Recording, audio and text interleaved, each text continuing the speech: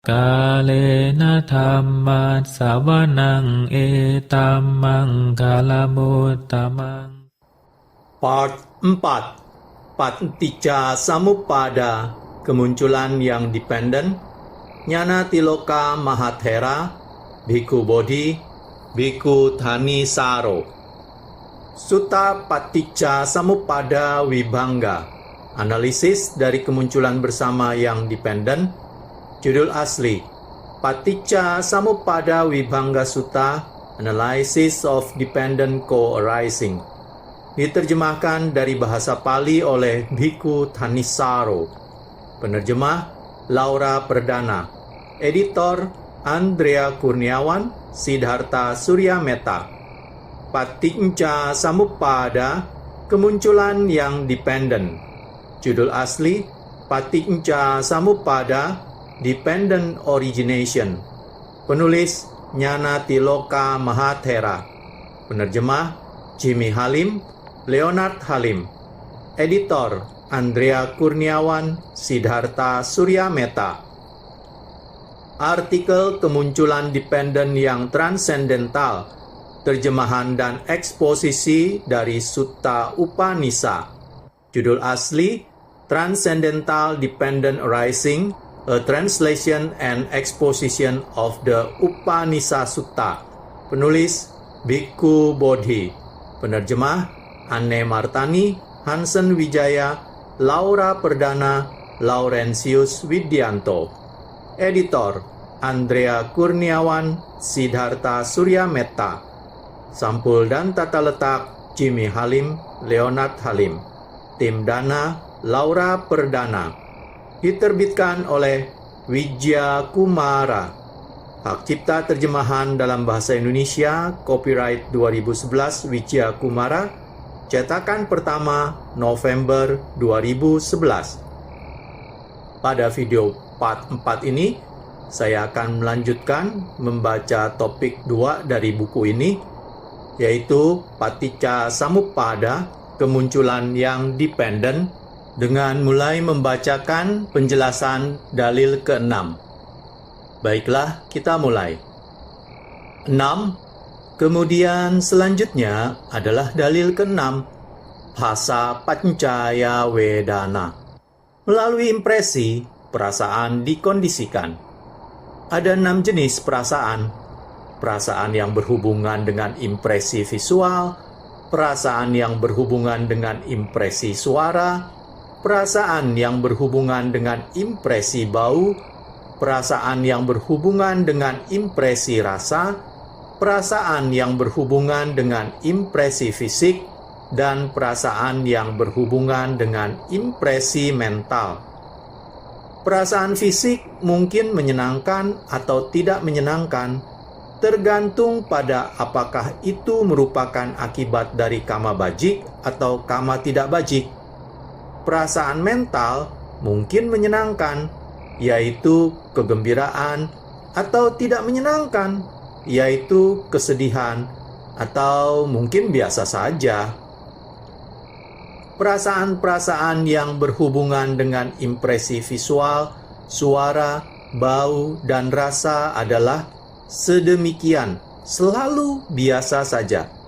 Tetapi perasaan-perasaan tersebut mungkin memiliki objek-objek yang diinginkan atau tidak diinginkan, tergantung pada kama dalam kehidupan sebelumnya.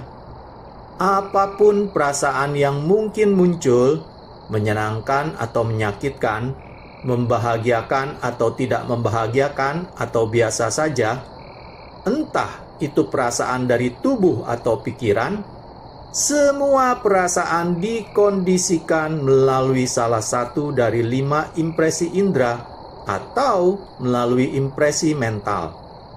Dan impresi-impresi atau phassa ini adalah sebuah kondisi untuk perasaan atau vedana yang berhubungan dengannya dengan cara kelahiran bersama atau kemunculan serentak, dan dengan banyak cara lainnya.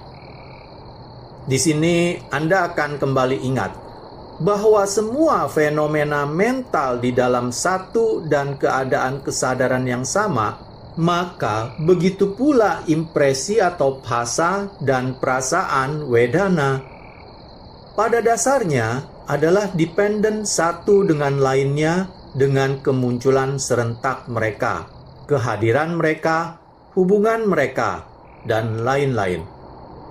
Namun, untuk perasaan apapun yang berhubungan dengan tahapan-tahapan yang berbeda dari kesadaran pikiran yang mengikuti sebuah impresi indera, baik visual ataupun impresi indera lainnya yang mendahului sebelumnya, adalah sebuah pancingan dengan cara kedekatan, anantar upanisaya pacaya.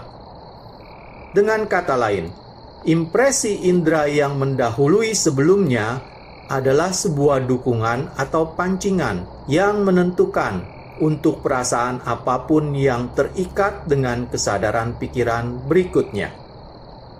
Demikianlah, kita telah melihat bagaimana melalui impresi indriawi dan mental atau phasa, perasaan atau wedana dikondisikan. Sekarang dalil ke-7, wedana pancaya tanha. Melalui perasaan, nafsu keinginan dikondisikan. Sesuai dengan 6 indera, terdapat 6 jenis nafsu keinginan atau tanha, yaitu nafsu keinginan untuk objek-objek yang tampak, nafsu keinginan untuk suara-suara, nafsu keinginan untuk bebauan, nafsu keinginan untuk rasa-rasa, nafsu keinginan untuk impresi-impresi fisik, nafsu keinginan untuk objek-objek pikiran. Jika nafsu keinginan untuk salah satu dari objek-objek ini terhubung dengan keinginan untuk kenikmatan indriawi, hal itu disebut nafsu keinginan pada kenikmatan indera atau kama tanha. Jika terhubung dengan keyakinan di dalam eksistensi pribadi yang kekal atau sassata ditti, hal itu disebut nafsu keinginan untuk eksistensi, bhava tanha.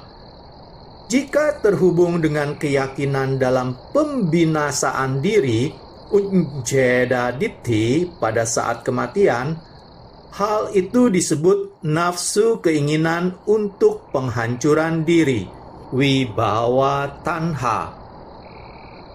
Perasaan netral, hasil kama dan secara moral, atau wedana, entah itu perasaan menyenangkan, tidak menyenangkan, atau biasa saja, entah membahagiakan atau tidak membahagiakan, dapat menjadi sebuah kondisi untuk nafsu keinginan atau tanha berikutnya, baik dengan cara pancingan sederhana ataupun dengan cara pancingan sebagai objek.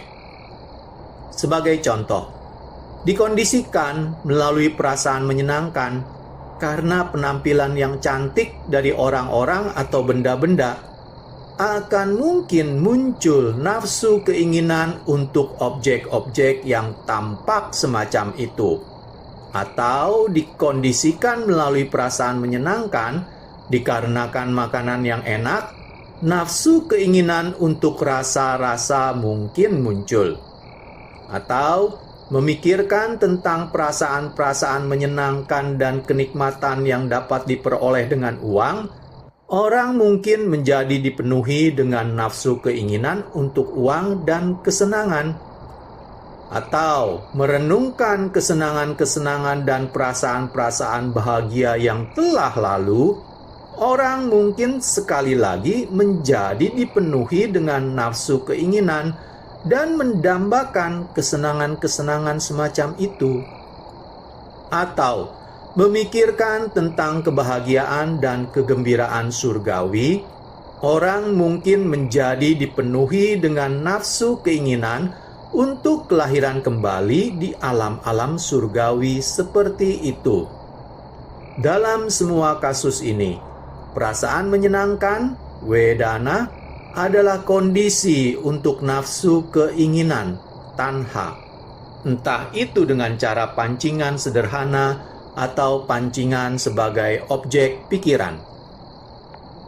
Namun, tidak hanya perasaan yang menyenangkan dan membahagiakan, perasaan yang tidak menyenangkan dan tidak membahagiakan sekalipun dapat juga menjadi sebuah kondisi untuk nafsu keinginan.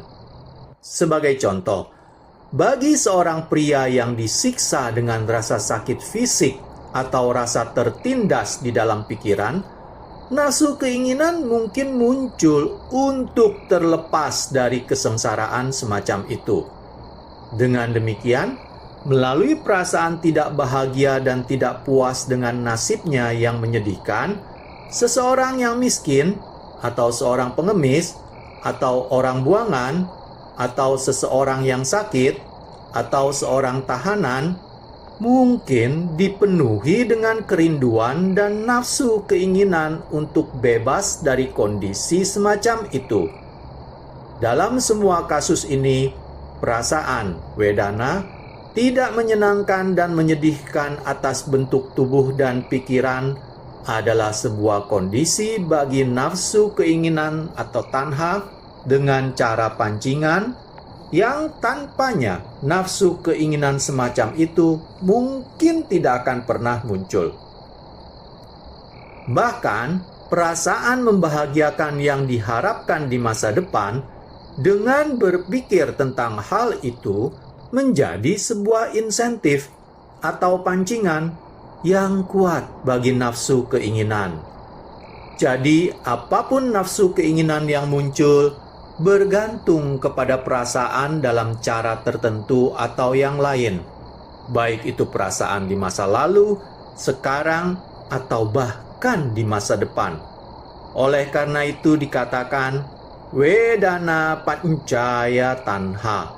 Melalui perasaan, nafsu keinginan dikondisikan. Sekarang, kita telah sampai pada dalil ke-8. Tanha pancaya upadanang. Melalui nafsu keinginan, kemelekatan dikondisikan. Upadana atau kemelekatan dikatakan sebagai suatu sebutan untuk nafsu keinginan yang telah berkembang atau yang telah menjadi intensif. Dalam teks-teks, kita menemukan 4 jenis kemelekatan. Kemelekatan pada kenikmatan indera, kemelekatan kepada pandangan-pandangan salah, kemelekatan kepada keyakinan di dalam kemanjuran moral dari peraturan-peraturan dan ritual-ritual di tingkat permukaan belaka, dan kemelekatan kepada keyakinan di dalam sebuah entitas ego yang kekal atau sementara. Catatan nomor 16. Yang pertama, kemelekatan pada kenikmatan indera mengacu kepada objek-objek dari kenikmatan indera, sedangkan 3 jenis kemelekatan lainnya terhubung dengan pandangan-pandangan salah. Setiap kali kemelekatan kepada pandangan-pandangan atau ritual-ritual muncul, pada saat itu juga nafsu keinginan pasti muncul. Tanpa kemunculan serentak dari nafsu keinginan, tidak akan ada keterikatan semacam itu terhadap pandangan-pandangan dan ritual-ritual ini. Karena itu, nafsu keinginan atau tanha bagi jenis-jenis kemelekatan ini atau upadana adalah sebuah kondisi dengan cara kelahiran bersama, sahajata pancaya. Namun, selain ini, nafsu keinginan mungkin juga adalah sebuah kondisi dengan cara pancingan, upanisaya pancaya, untuk kemelekatan sejenis ini. Misalkan seorang yang bodoh, yang berkeinginan untuk terlahir kembali di surga, berpikir bahwa dengan mengikuti aturan-aturan moral di tingkat permukaan tertentu, atau hanya dengan percaya kepada sesosok pencipta, ia akan mendapatkan objek dari keinginannya. sehingga ia secara kuat mengikatkan dirinya kepada praktek dari aturan-aturan dan ritual-ritual di tingkat permukaan, atau kepada kepercayaan di dalam sesosok pencipta. Dalam kasus ini, nafsu keinginan adalah sebuah kondisi untuk kemelekatan jenis seperti itu dengan cara pancingan atau upanisaya pancaya. Akan tetapi, untuk kemelekatan pada kenikmatan indera atau kamupadana, nafsu keinginan hanya dapat menjadi sebuah kondisi dengan cara pancingan langsung. Nafsu keinginan untuk objek-objek indera itu sendiri secara bertahap berkembang dan berubah menjadi kemelekatan dan keterikatan yang kuat pada kenikmatan indera atau kamupadana. Sebagai contoh, nafsu keinginan dan hasrat untuk objek-objek dari kenikmatan indriawi, untuk uang, makanan, berjudi, mabuk-mabukan, dan lain-lain, dapat secara bertahap tumbuh menjadi sebuah kebiasaan yang kuat, menjadi sebuah keterikatan dan kemelekatan yang kuat. Dengan demikian, saya telah menunjukkan bagaimana nafsu keinginan adalah kondisi bagi kemelekatan. Sebagaimana dikatakan, tanha pancaya upadanam. Melalui nafsu keinginan, kemelekatan dikondisikan. Berikutnya, kita tiba pada dalil ke-9.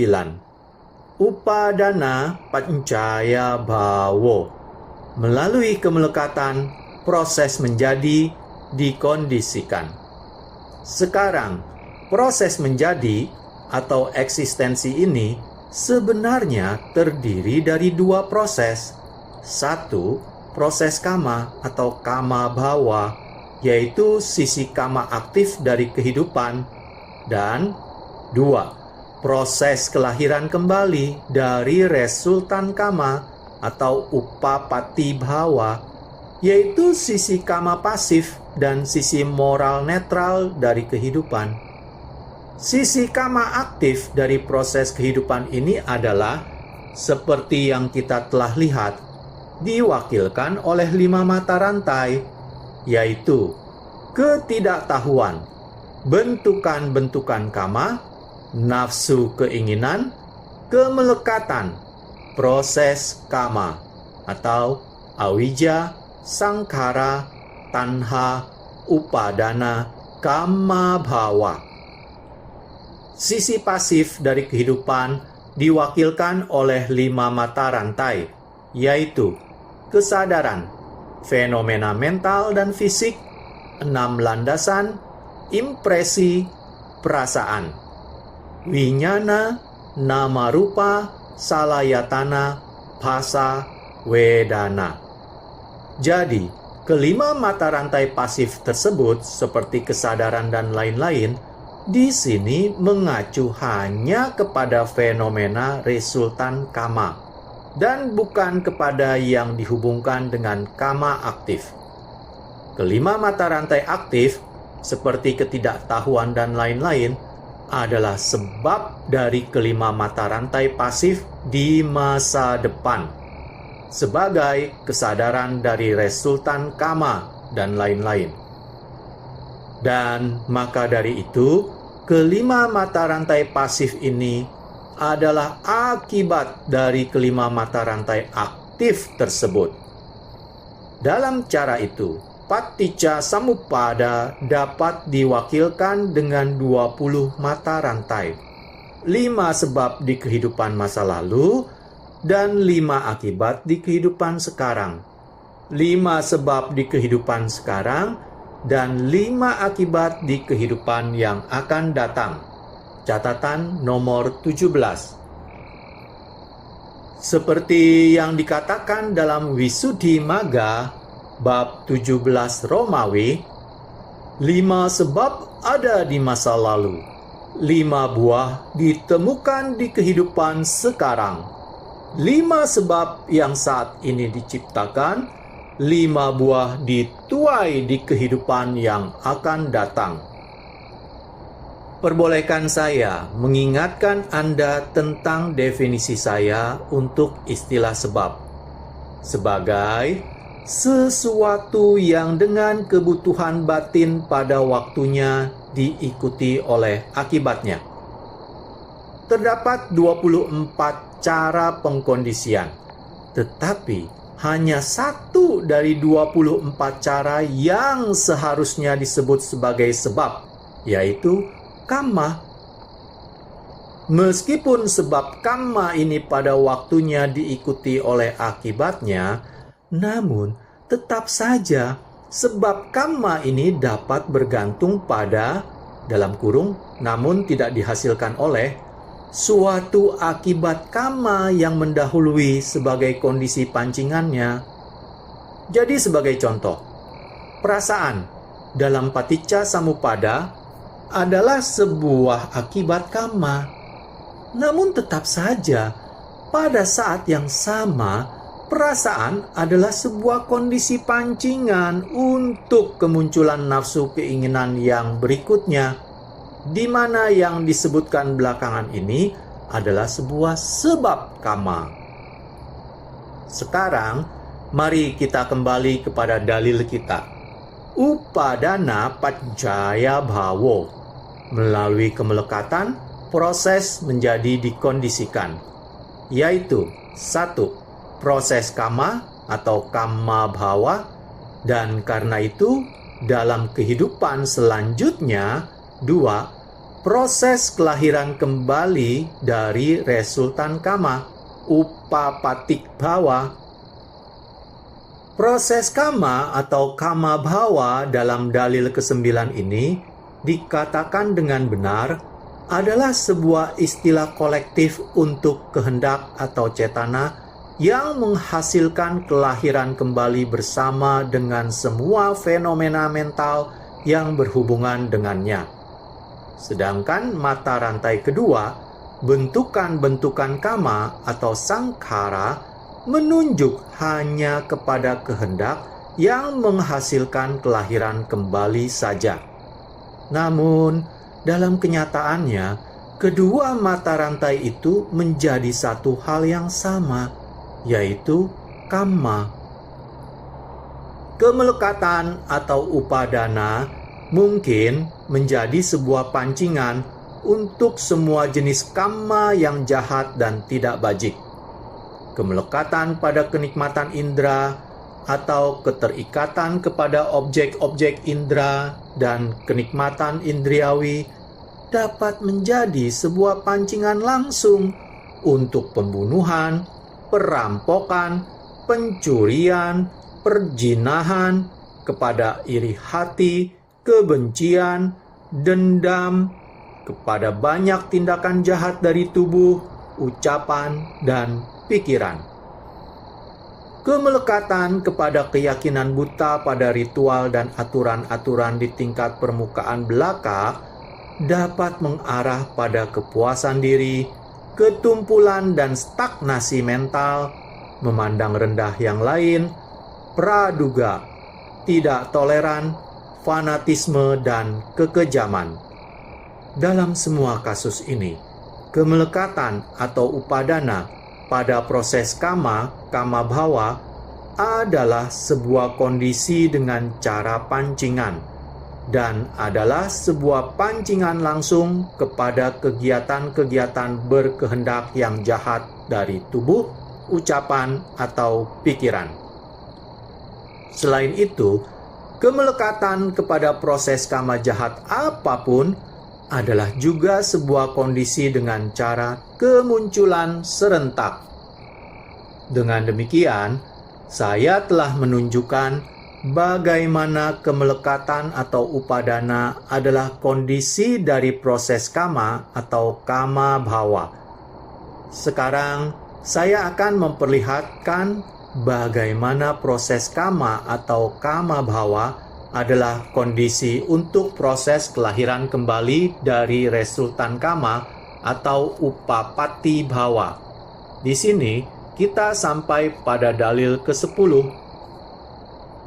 Saya akan melanjutkan membacakan penjelasan dalil ke-10 ini di video part selanjutnya, yaitu video part 5 dari 10 dan 11, sehingga pada video part selanjutnya akan selesai saya bacakan artikel yang nomor 2 dari buku ini. Sebelum saya hentikan, saya akan membacakan 2 buah catatan yang berhubungan dengan video part keempat ini, yaitu catatan nomor 16 dan 17 sebagai berikut. Catatan nomor 16 adalah kamu padana, dittu padana, silabatu padana, antawadu padana. Catatan nomor 17, proses kama masa lalu 1, 2 dan proses kama masa sekarang 8 sampai 10, walaupun di sini diwakilkan dengan berbagai mata rantai, namun tetap saja mereka sepenuhnya identik dan keduanya termasuk dalam 5 sebab kama. Dengan cara yang sama, 2 mata rantai 11-12 mewakilkan 5 akibat kama 3-7. Lihat diagram pada halaman 44 dan 45. Sebagai catatan, diagram halaman 44 dan 45 ini akan saya bacakan di video part ke-5. Terima kasih. Kalena dhamma savanang etammang kalamutamang